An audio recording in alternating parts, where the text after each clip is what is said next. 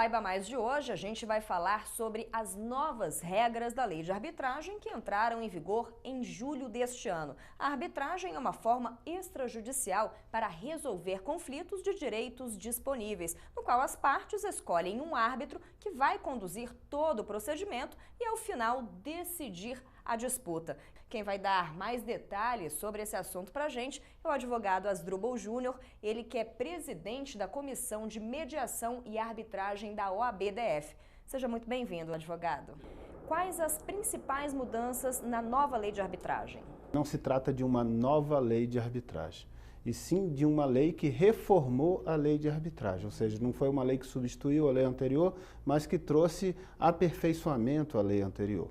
Então, essa lei que aperfeiçoou a lei de arbitragem, ela introduziu uma parte muito importante, que era a possibilidade de se utilizar a arbitragem nos conflitos que envolvam a administração pública, direta e indireta. E talvez esse ponto seja o mais destacado como novidade significativa que vai ampliar o alcance da arbitragem. Então, assim, a administração pública direta e indireta, União, Estados, municípios e Distrito Federal e as empresas públicas, autarquias, todas elas que venham a realizar contratações ou que tenham diante de si um conflito de direito patrimonial disponível, podem, juntamente com o outro lado, decidir que levarão a solução desse conflito à arbitragem. Então, esse é um dos pontos importantes. Claro que quando a lei trouxe essa ampliação para a administração pública, trouxe alguns pontos que asseguram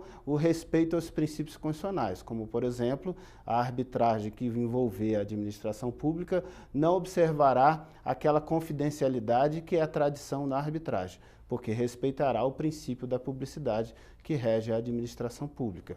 E a outra questão que ela ressalvou é que a arbitragem, em regra geral, pode resolver conflitos através do critério da equidade, mas quando envolver a administração pública, só poderá resolver o conflito utilizando o critério do direito, ou seja, baseado em normas jurídicas que vão orientar os árbitros de como devem decidir aquele conflito. Quais as diferenças entre a lei de arbitragem e o processo usual? A primeira coisa a se destacar é que nas duas situações, os dois cenários, está implicando que haverá um terceiro que vai decidir o conflito pelas partes. As partes não estão chegando a um entendimento, a um acordo, e por isso vão entregar a um terceiro a missão de decidir quem está certo e quem está errado. No caso do processo usual, ou seja, a justiça pública, esse terceiro é o juiz de direito, que foi designado pelas leis, pelos critérios de distribuição aleatória do processo, caiu em um juiz, ele é o designado para dizer quem está certo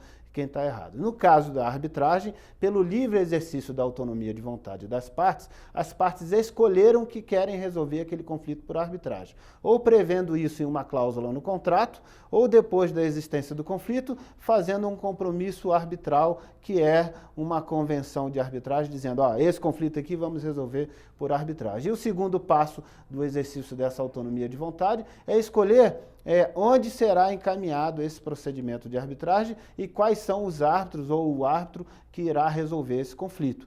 E aí, esse terceiro, portanto, árbitro é um cidadão escolhido pelas partes.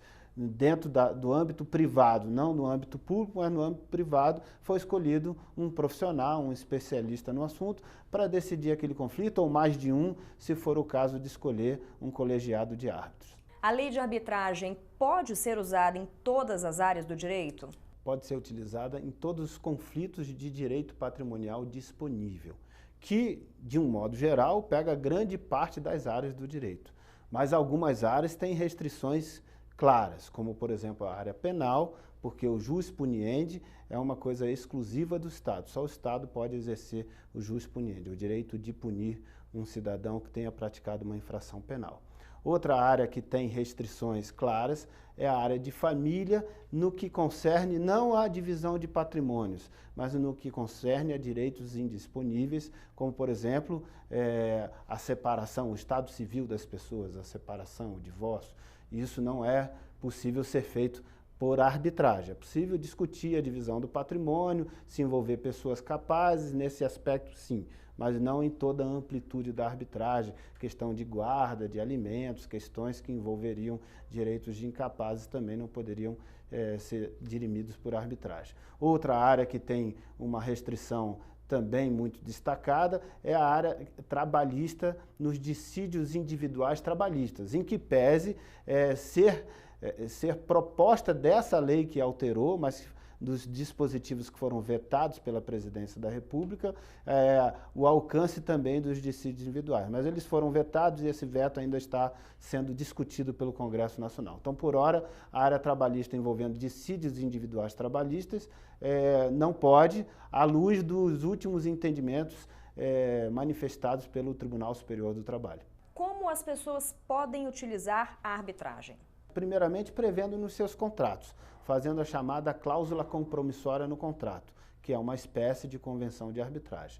Ou não estando prevista no contrato, elas podem, quando tiver diante de um conflito, marcar uma reunião com a outra parte, dialogar para tentar um entendimento de que aquele conflito deve ser resolvido por arbitragem, encaminhado para a arbitragem. Se as partes se entenderem dessa maneira, faz-se um documento chamado compromisso arbitral, definindo que aquele conflito vai ser resolvido por arbitragem. E aí vai definir os demais detalhes, onde vai ser essa arbitragem, quem vai arbitrar, como vai ser pago as custas, como vai ser o procedimento, qual vai ser o critério de decisão que os árbitros vão adotar, qual é o tempo que deve durar esse procedimento de arbitragem, ou seja, todos os detalhes necessários para que a arbitragem se desenvolva com qualidade. Quais as principais vantagens? São várias vantagens, são muitas vantagens. Então, eu vou elencar só algumas para a gente não tomar todo o tempo do nosso programa aqui. As principais vantagens seriam simplicidade, é um procedimento simples. Outra vantagem, confidencialidade, naqueles casos em que pode ter a confidencialidade, porque preserva a imagem das pessoas e o conteúdo dessas discussões, evitando que isso cause constrangimento público ou que fira estratégias de negócio das empresas. Outra vantagem importante é a flexibilidade. As partes têm o direito de escolher quanto tempo vai durar o processo, quem vai arbitrar, como vai ser o passo a passo do procedimento, qual vai ser o critério de decisão. Então, é um processo que veste o problema do tamanho do problema, conforme a escolha das partes. Qual é a natureza jurídica do Instituto da Arbitragem?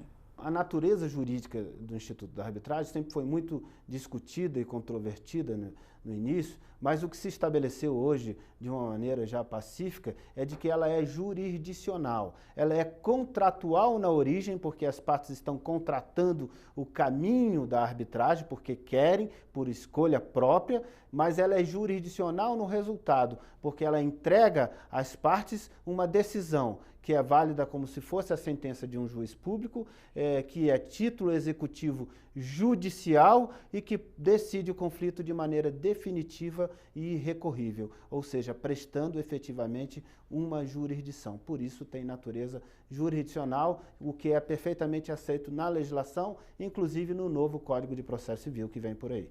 Quais são as regras utilizadas na arbitragem? Dentro daquela característica que nós falamos da flexibilidade que a arbitragem tem, as regras são aquelas que as partes escolheram.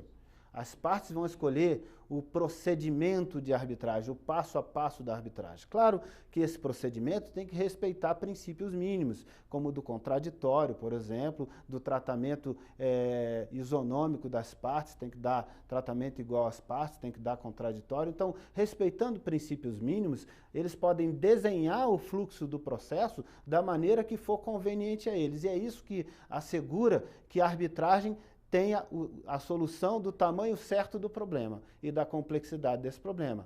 Um tamanho GG para um problema GG, um tamanho PP para um problema PP. Como funciona a Câmara de Arbitragem? A Câmara de Arbitragem é uma instituição privada. É importante que o cidadão saiba disso, que as empresas saibam disso. Não e alguns até se denominam de tribunal arbitral, o que é uma expressão distorcida da lei. Tribunal gera confusão com o Estado. Então não é isso. Câmara de Arbitragem ou Centro de Arbitragem é uma instituição privada e deve ser percebida assim. e é naturalmente regida pelas leis da oferta e da procura, pelas leis de mercado, submetida às regras de qualquer empresa, os que tem que se organizar, ou sociedade civil, ou sociedade mercantil, então regida segundo as leis estabelecidas para essas sociedades, e ela vai então funcionar como um centro em que as partes vão procurar esse centro e vão falar, nós temos um conflito, queremos resolver esse conflito. Aí esse conflito vai ser administrado por essa Câmara, mas decidido pelos árbitros escolhidos pelas partes, que podem ser árbitros que compõem a lista que a Câmara oferece e que dessa lista eles escolham alguns nomes, ou árbitros de uma lista que não estejam na lista, ou seja, nomes externos à Câmara que as partes escolheram e que vão decidir lá na Câmara, num procedimento administrado, controlado pela Câmara, mas decidido com plena liberdade de convicção pelos árbitros escolhidos pelas partes.